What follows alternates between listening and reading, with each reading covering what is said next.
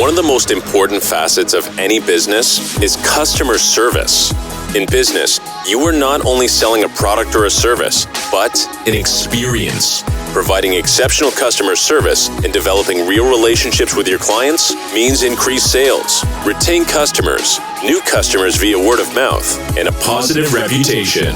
You're listening to the Focus on Customer Experience podcast. Benjamin Del Grosso gives you the ins and outs of one of the most underlooked aspects in business today. Improve your customer service and watch your business skyrocket. 2, 1. Now, here's your host, Benjamin Del Grosso. Hello and welcome to the show. Today we have Austin Linney. Austin, why don't you tell us, where you're from, where you're located, and what you do? Yeah, my favorite thing to tell people, and it really freaks them out, is, hey, what's your address? And I'm like, I don't have one. And that really takes people further. They can't physically handle that I don't have an address. And because we about a month ago, we decided to buy an RV and travel the United States this year. So we're just going to my projects, meeting my business partners. I'm going to spend the summer on the East Coast. I've got some projects going on in Tennessee. But for me, I know that customer service and stuff like that's a big thing. I've been in the customer service space since I was 17 years old. So I'm now 39. I spent 20 years in hospitality, selling wine, and running hotels.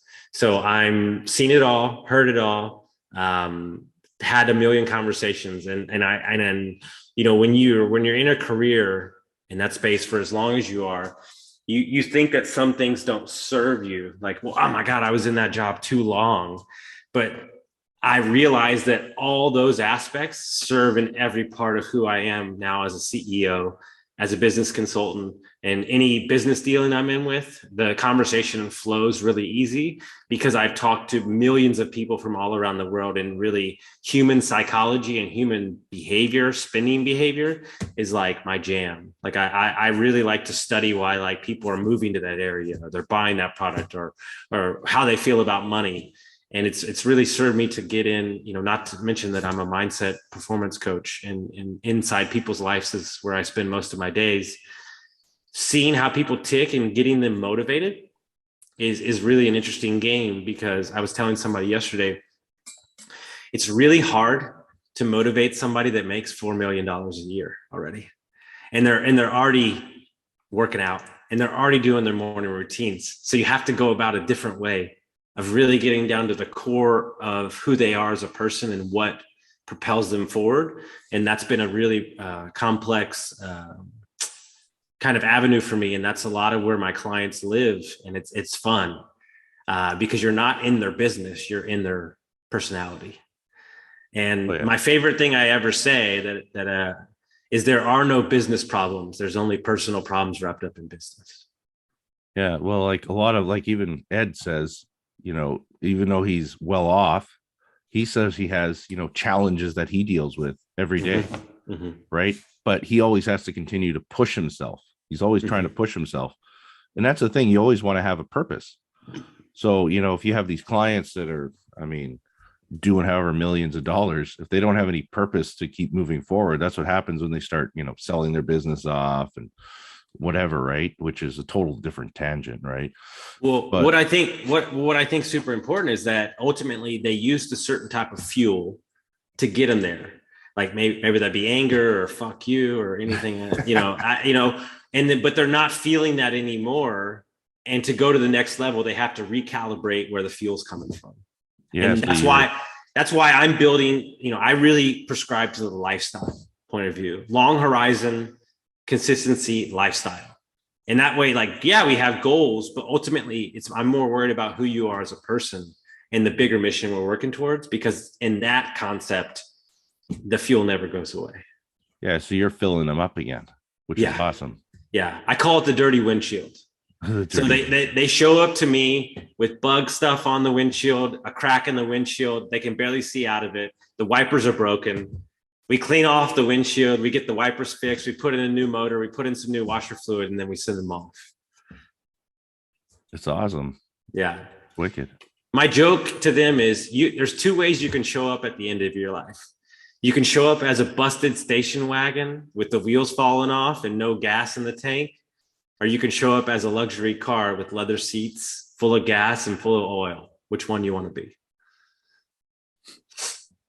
Well, personally, I'd like to be the luxury car. Who wouldn't, right? Who wouldn't?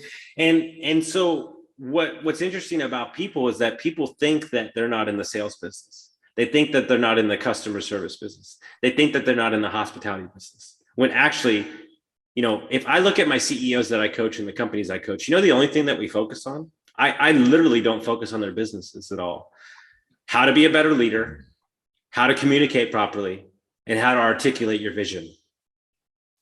That's all we work on. And guess what that is? Communication, customer service, people skills.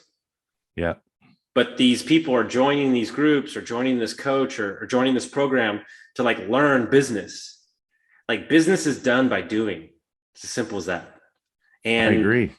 And anybody that's worth $500 million, if you had asked them 10 years ago, what did you learn about business? And no, I just learned from this thing called life. And it's a way better teacher. It's harsh. It's a harsh teacher, but it's way better. Yeah. Oh yeah. Because that's the difference is people just don't take action. Mm-hmm. Right. And I see it all the time. I went around about 2 years ago. I did some free trainings online because I was trying to, tell people this is what you need to do. And, they got the whole, oh, it'll never work. Oh, blah, blah, blah, blah. It doesn't make sense. Or, oh, that costs money. I'm not going to do it now. Just the excuses. Right. Mm-hmm. And I started realizing, well, I'm an action taker. I'm telling these guys to do stuff and they already aren't changing and doing anything. So then I just said, whatever, I'm going to build my own business. Mm-hmm. Mm-hmm. Went and did it. And I've already proven concept. I mean, it's growing at a rate of 300% from the prior year. It's crazy growth, but that's because I take action. Right. Yeah. And, you're talking about vision, I'll be honest. We talked about vision with one of my other buddies in Arte the other day. And I talked about how I've probably changed my vision 3 times in the last year. Oh, mine changes weekly. Mine changes weekly. But what's interesting is I just talked to a client this morning about this. There's a guy named Dan Sullivan out there, and he's written a ton of books. He's been in the coaching game for 45 years, high achievers. And he wrote a book called The Gap in the Gain, Who Not How, with Benjamin Hardy. And he wrote all these other small books about business. And he's got this concept called the 4 C's. And people think that the confidence is supposed to come before the action. And what they don't understand is the confidence is the last thing to come from the action. And so it's the commitment, the capacity, the courage, and then the confidence comes. And so everything that you're seeking in your life is on the opposite side of action. And so what I do, this is just my personal kind of way I approach business, is I go all in. The pedal is slammed to the floor. It's messy action. It's fast. It's quick, right? And then about 6 months into a year, then I slide back. I reflect for a month. This is working. This is not working. Clean that up. Get rid of that. Who do I need to put in this place? And then I go forward again. And I'm getting so much farther ahead by taking messy action and not worried about, is this the right morning routine? Is this, is this that? And just going in and just being in the market, because I'm going to learn so much more on the other side of that. And there's actually a term for it. I read a book about it called blitzscaling, and it's what Facebook did. It's what Uber did. It's what all these things is. They weren't worried about the action they were taking as long as they were taking action, and they let it fall and break stuff, right? Break the system. And then boom, look how much farther they're ahead. Yeah, that totally makes sense, because that is kind of what I've started doing is I just always, I guess I always like taking action. And many years ago, I used to be, it needs to be perfect, and this needs to be here before we launch. And everything was structured in some sort of way. But now I just do it. And then, like what you're saying, I basically go, okay, what's working from what I have done? Mm-hmm. And I revisit it. And then, okay, how can I make it better? And basically what I found was all my blogs were working amazing. but what can I do to take this to the next level and make it even better? And I started making YouTube videos on the blogs. So then boom, it's like a whole nother level of engagement with clients. And that's all just from assessing what was going on and finding different ways to take action. But yeah, no, that's awesome. That's a wicked analogy. That sounds like an awesome book. Yeah. And like, it was funny because this person that I highly respect, who's great in business, recommended it. And she says, look, I'm not suggesting that you do everything they say in the book, but it's a concept, right? And this is something that's been rolling around in my head a lot, that I don't think it's just a different way of thinking. In my opinion, it works for me. I'm not saying it works for everybody, but I'm more worried about the framework of the concept than the actual concept. And what I mean by that is, like, I don't have a click funnel ever, probably never will, but I've read all of Russell Brunson's books like 3 or 4 times, because the concept of what he's selling, story work, creating a story, creating a brand, is what I'm after, not the actual guts of the ClickFunnels. But people are so literal in their thinking that they can't read a book and take what they need out of it. The number one thing I see from high achievers is they take what they need and leave the rest. They don't take it all. Like, what do I need out of this? What am I taking out of this conversation, this podcast? And then I'm moving on to the next thing, instead of showing up with a big sack of bullshit on your back and going, I have all of it, I'm going to figure out how to put it all together. Like, no, you know. I got a great story of what you just said. So I was part of another networking group, and I literally did, this is their template of how to build everything, right? I did everything word for word, the whole template, but I started noticing it wasn't working. Right. So then I'm like, you know what? I'm going to get rid of this because it's not working. I'm going to try this in place for their idea. So then I started, I'm going to get rid of this. I'm going to try this instead. So I started removing pieces of their puzzle and putting other pieces into me that made more sense, instead of using the whole story. Right. I basically created my own story. So I started noticing, boom, this worked. Business started growing. Things started working better. And I was just kind of like blown away. So then I went and tried talking to other people who had similar business models within that networking group. And they're like, no, I have to do this. Like, this is the story. This is the game plan. I have to do this. And I'm going, no. What I'm trying to say, like I have a retail service-based business. I'm telling you, this works better. You need to do this. No. This is how they taught us. And exactly what you're talking about. I could have just stayed sitting there pouring money into what I'm going to call Facebook advertising for my business. I think they're actually hoping that you do. And it didn't work. Yeah. I think a lot of businesses are hoping that you do. It's like the gym, right? They only expect 10% of people to actually show up. That's the business model. And so remember that this conversation that you and I are having, a book that you read, a podcast that you listen to, you know what this is? All it is confirmation of your own ideas. Oh, well, that makes sense because I think that way already. And so one of the gifts that you have to give people is that inside each and every one of you, there's greatness. And just because you didn't succeed in said this business doesn't mean that the skill sets that you built up aren't better in this other sector over here. Yeah. And a lot of people live their life in absolutes.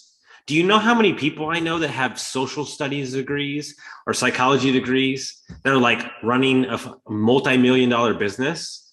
And they're like, well, that didn't really do anything for me. Or did it? Because you have a psychology degree and you studied people. Like, and now you can study your employees. And so when we coach, I coach an entire company, 18 employees. A lot of coaches will come in and they'll go, okay, guys, we're going to set goals. Let's set some goals.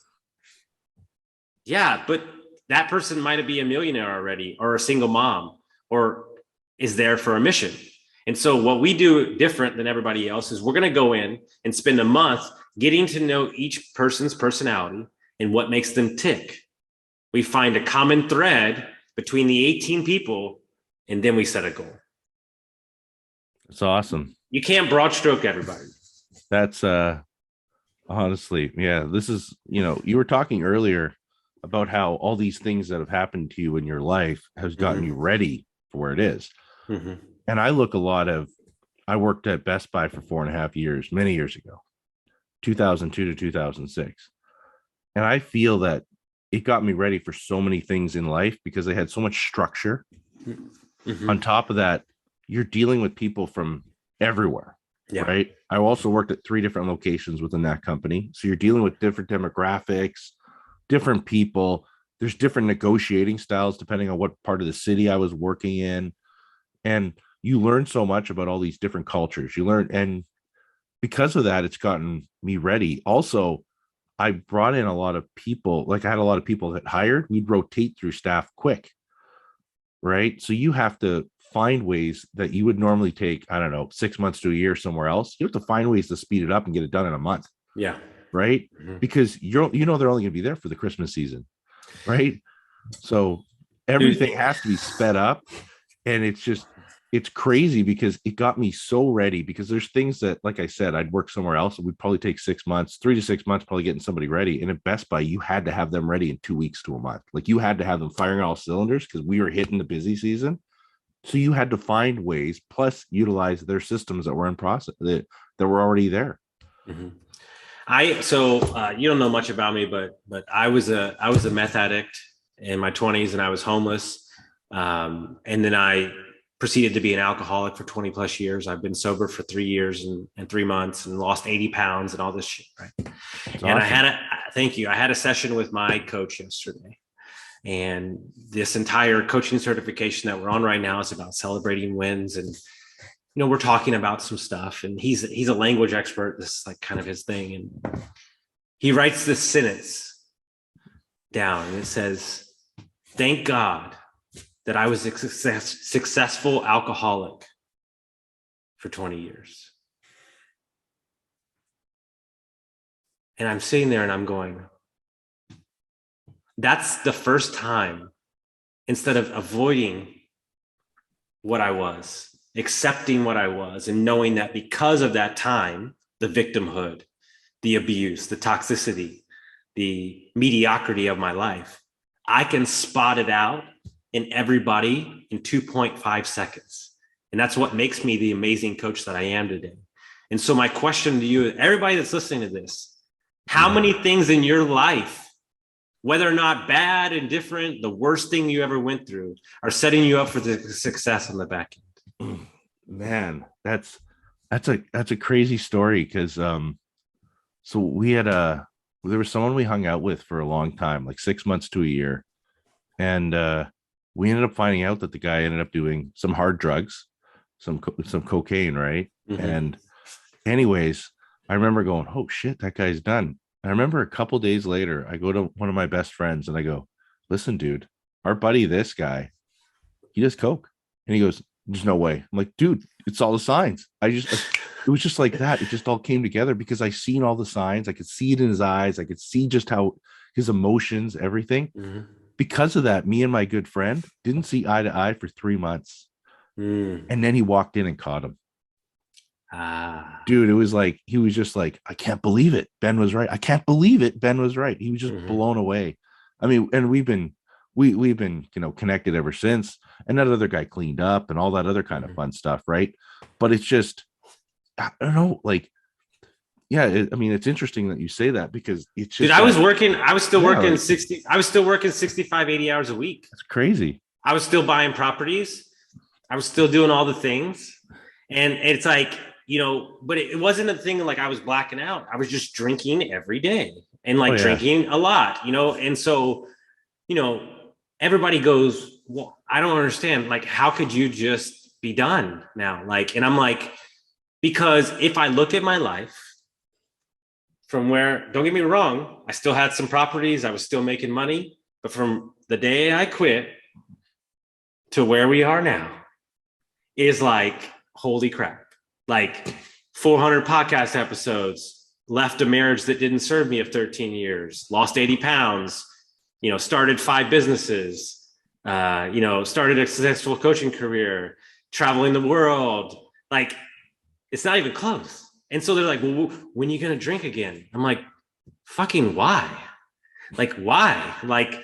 Dude, look how hot we're running right now. And so what I'm realizing about people is that they're ultimately not chasing the knowledge of said thing. They're chasing being comfortable with the feeling of the thing. And so when and a lot of my guys is real estate guys, right? And they've never bought a property before.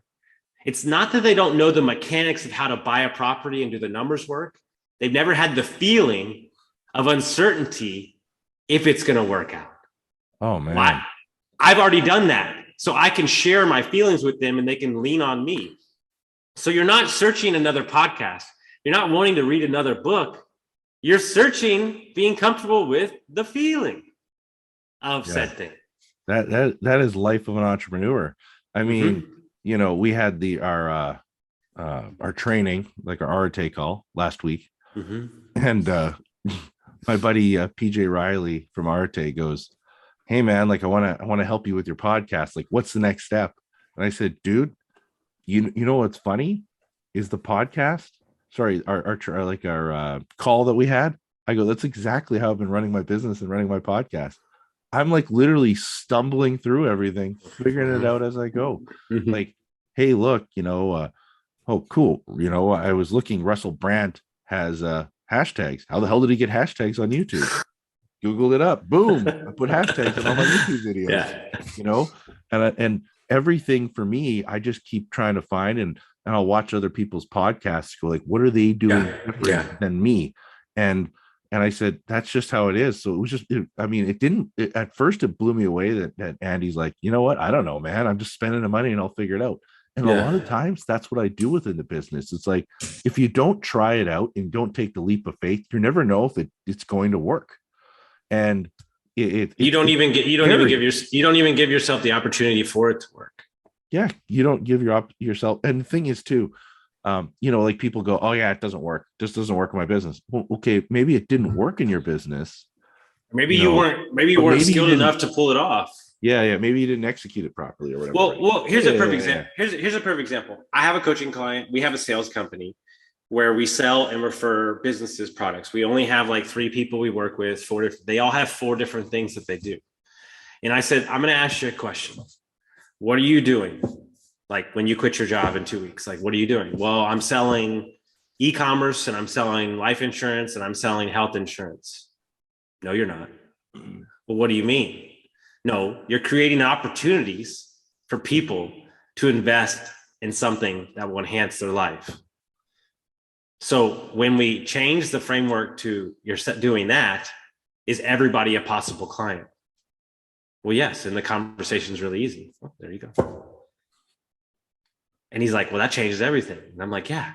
Now you don't have to compartmentalize.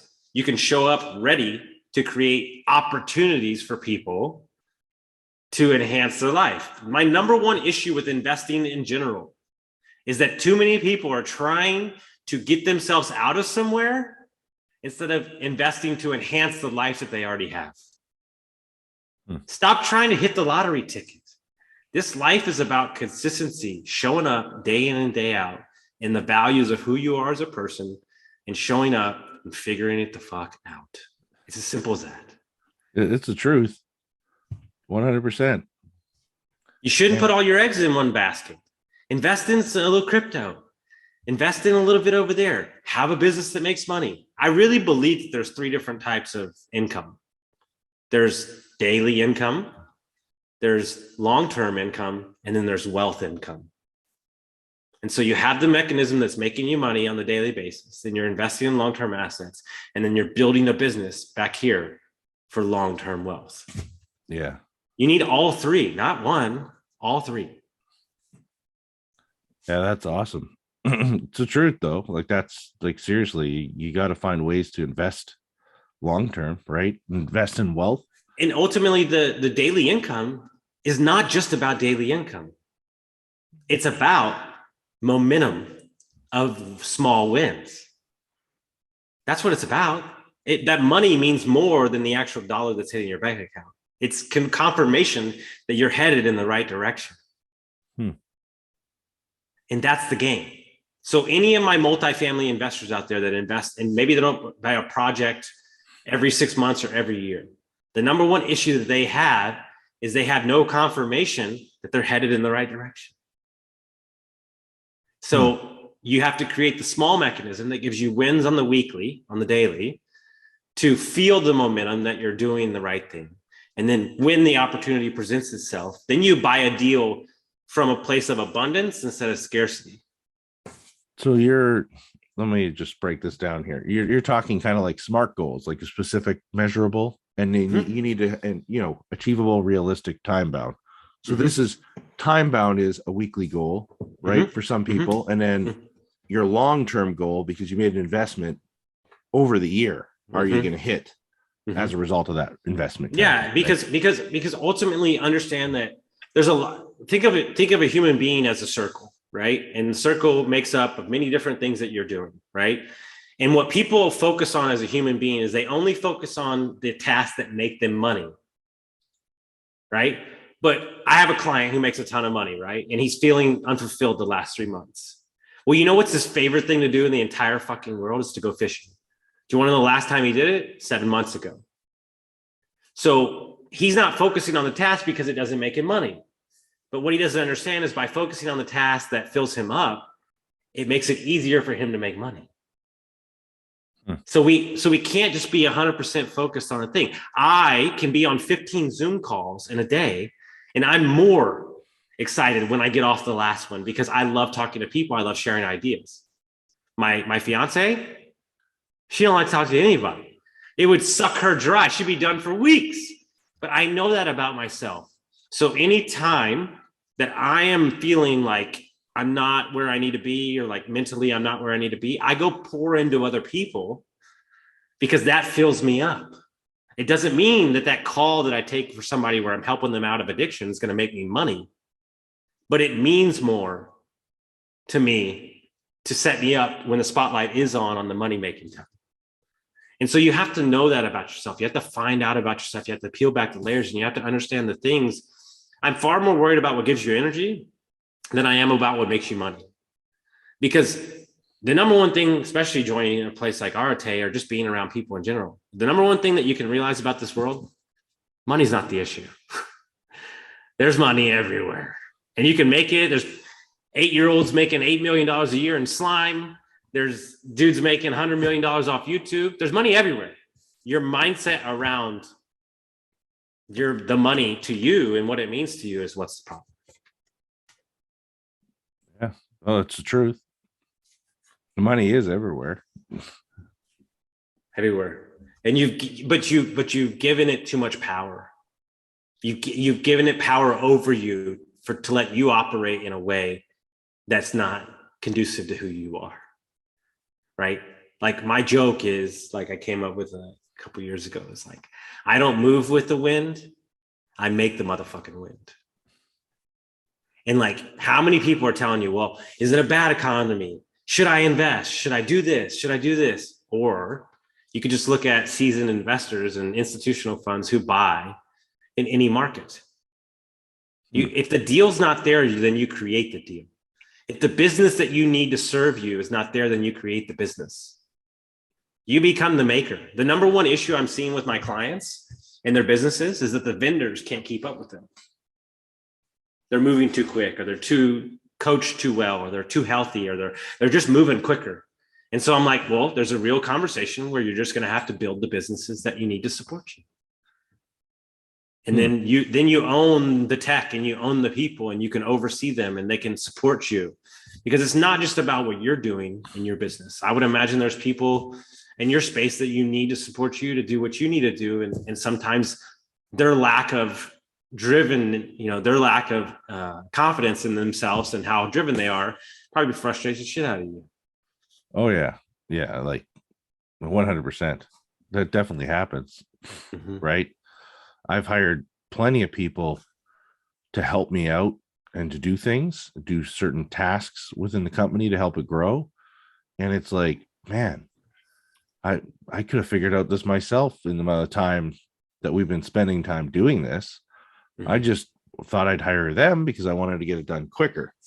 And then it's like, oh, well, okay, like this is kind of a waste, which really disappoints me at times, because that's kind of why you hire somebody professional like yourself, right? because you want to help people get, the results and get them better understand and get that fuel back in there, right? It can't come from you though. And so this is the number one thing that business owners don't understand. I have this conversation on a weekly basis. It has to be somebody outside of your business completely. So there's no context around the way that he's viewing said people or said business. And what I mean by that is you want to know, and I apologize to anybody out there that's a good one. I am sorry, but I've seen the environment and it's really rough. Do you want to know who's one of the worst coaches in the business? Real estate coaches inside of a brokerage. Do you want to know why? Because they're getting their own deals too. You think they give a shit about you? I coached like 7 agents and they're like, oh, you're like 30 times better than, yeah, because that guy's getting his own deals too. Why would he coach up his competition? Yeah. So said per person that's helping the business or consulting or helping needs to be outside the business where he has no stake in it. And it's just pure, I want to see people do better. Yeah. There's a lot of companies that don't seem to understand that. Nobody understands it. They'll do the whole, well, that's why we hired you. We hired you to do that. Right. Like they'll say that to me. It's like, yeah, no, I get it. I'm doing certain trainings and everything. But, unfortunately, a lot of times you need to bring in a specialist that people kind of look up to that is going to teach them to bring the team to the next level, because I'm inside and sometimes you have to have somebody from the outside looking in. Right. I don't know if I'm nailing that right. No, you're 100% right. So think about the Airbnb space, which is one of my businesses that we manage for properties. We've done it for years. And I hired a CEO who's a client who's now running the company. And he goes, why would you hire me? I have no experience. And I said, experience I can teach. Loyalty I can't. But also not having a jaded view of the business sector of that. Dude, I am over it. I do not care about it. I don't want to do it. So why would I be the one to run it? No, it needs to be fresh eyes, fresh perspective. With my knowledge in his eyes, now we become unstoppable. Because he's actually looking at it from a person that's building something from the bottom instead of somebody who's already on top looking down and going, no, I'm not going to do that. Because that's basically what growing up in business is we're leaving the things behind that we refuse to do. Wow. That's basically what growing up in business is. No, I'm not going to take that job anymore because that's beneath me. So now you're leaving that business on the floor. But if you have people in your company that are new to it, they're happy to take that business. And then you enhance the business that you can do. That allows you to build employees within your company, right? And then they'll have respect and understand all the different positions within the company. Exactly. And so as a CEO, right, it may, when I found out about leverage, I think I leveraged a little too much. We're like, I wasn't doing anything. And then I had no idea what was going on. And I'm like, wait. This marketing guy sucks.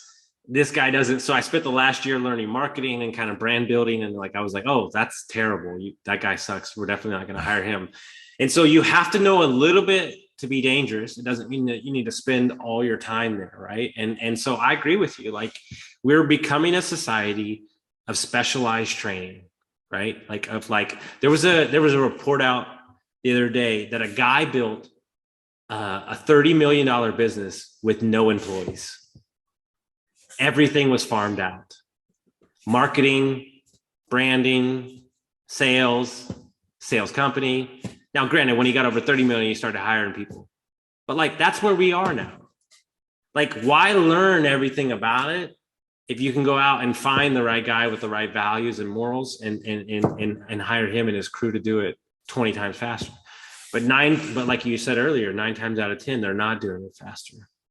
Well, the funny thing is there was a story not too long ago about this guy who's getting paid like $120,000 a year. He hired some people overseas and got them to do his job.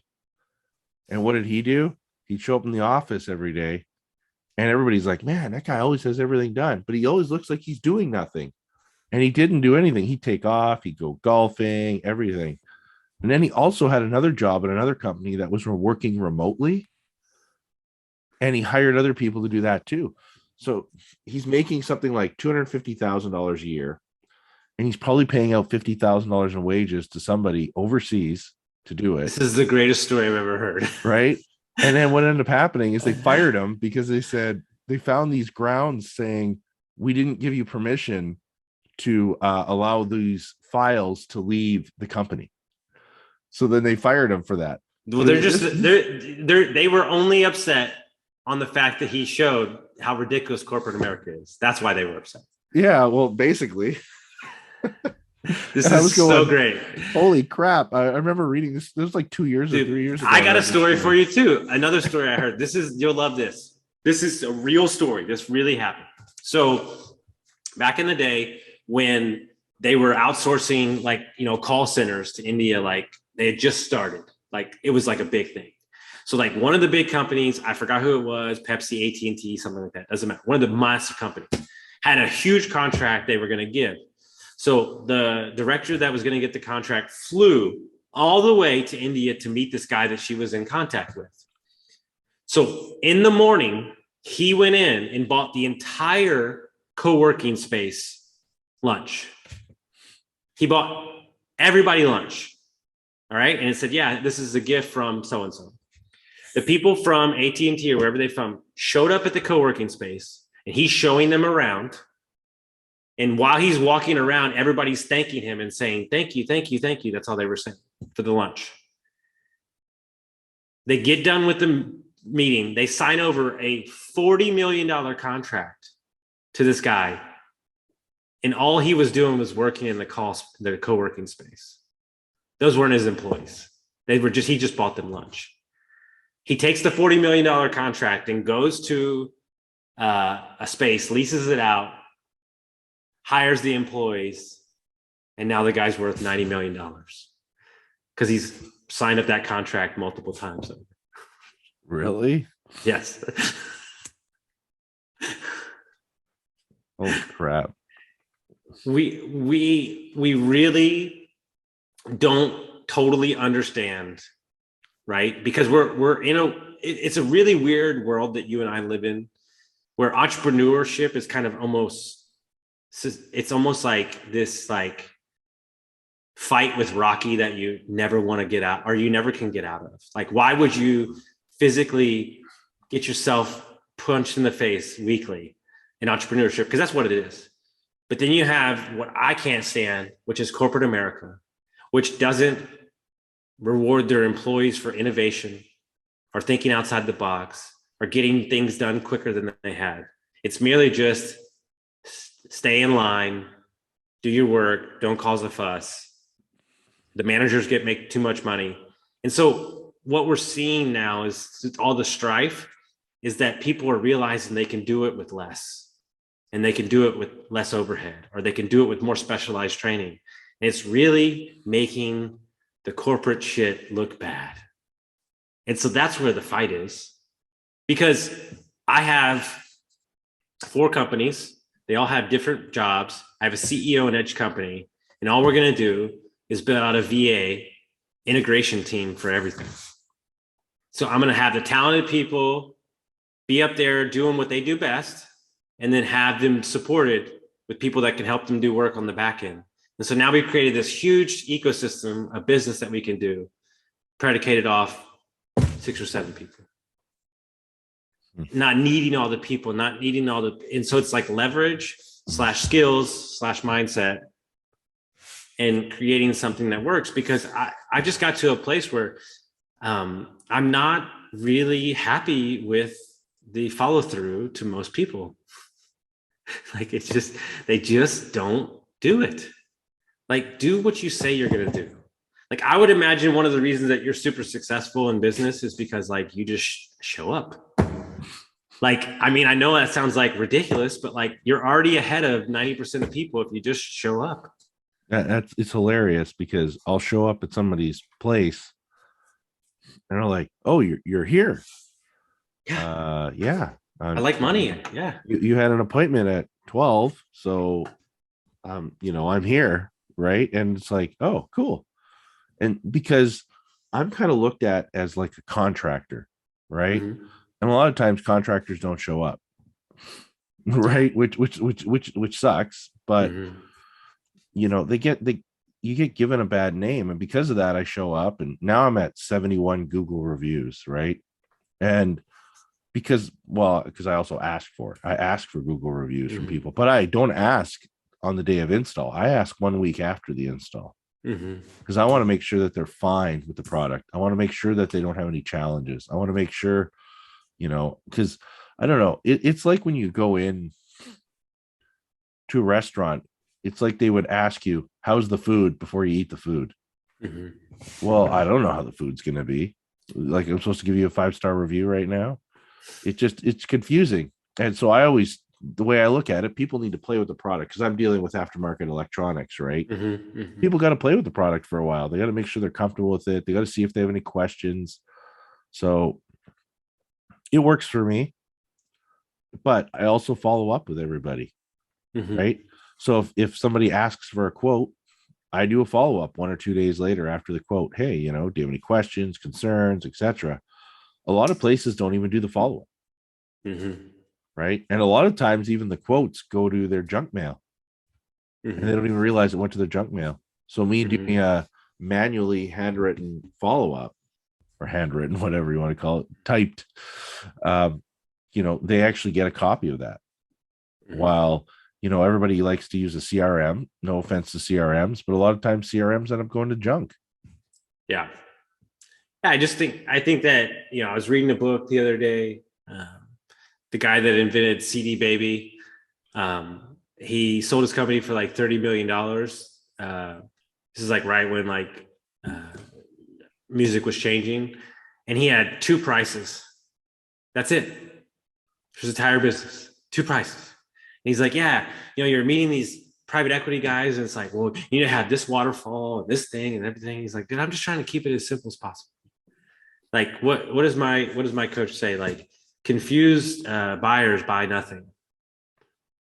Like, make it frictionless. Like, are you easy to do business with? Do people like to do business with you? Do they want to be around you? If you have those things in this market, this climate, you're already going to be in the top 10%.